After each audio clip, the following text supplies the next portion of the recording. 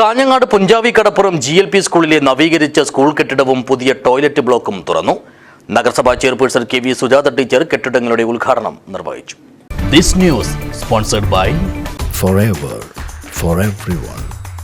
Shobhika Weddings, Big Mall, Kanyanad, Kozhikode, Koilandi and Kutyadi. Kanhangad നഗരസഭ ജനകീയാസൂത്രണം 2023-24 പദ്ധതിയിൽ ഉൾപ്പെടുത്തിയാണ് പുഞ്ചാവി കടപ്പുറം GLP സ്കൂളിലെ ക്ലാസ് മുറി കെട്ടിടം നവീകരിച്ചതും ഒപ്പം പുതിയതായി ടോയ്ലറ്റ് ബ്ലോക്ക് നിർമ്മിച്ചതും 22 ലക്ഷം രൂപ വകയിരുത്തിയാണ് പദ്ധതികൾ നടപ്പിലാക്കിയത്.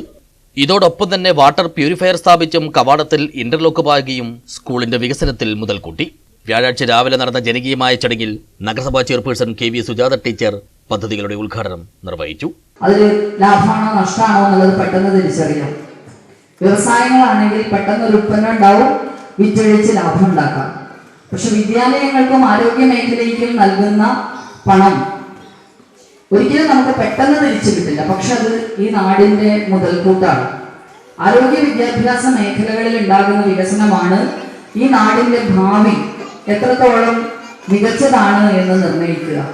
വിദ്യാലയങ്ങൾ, നമ്മുടെ കുട്ടികൾ ഏറ്റവും മികച്ച വിദ്യാഭ്യാസം നേടുന്നതിലൂടെ അവരുടെ സേവനം പ്രയോജനപ്പെടുത്തിക്കൊണ്ട് നമ്മുടെ നാടിന്റെ വികസനം നടത്താൻ വേണ്ടി പറ്റും.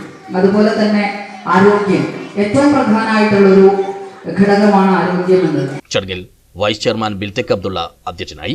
വിദ്യാഭ്യാസ സ്ഥിരം സമിതി ചെയർപേഴ്സൺ K പ്രഭാവതി, വികസനകാര്യ സ്ഥിരം സമിതി ചെയർപേഴ്സൺ K ലത, പൊതുമരാമത്ത് സ്ഥിരം സമിതി ചെയർമാൻ K അനീഷൻ, കൗൺസിലർമാരായ T Balakrishnan, Najma Rafi, TV Sujith Kumar, Mayakumari, school PTA president Yahiya, PTA അംഗം ശശി എന്നിവർ സംസാരിച്ചു. വാർഡ് കൗൺസിലർ ഫൗസിയ ഷെരീഫ് സ്വാഗതവും പ്രധാനാധ്യാപിക അജിത നന്ദിയും പറഞ്ഞു.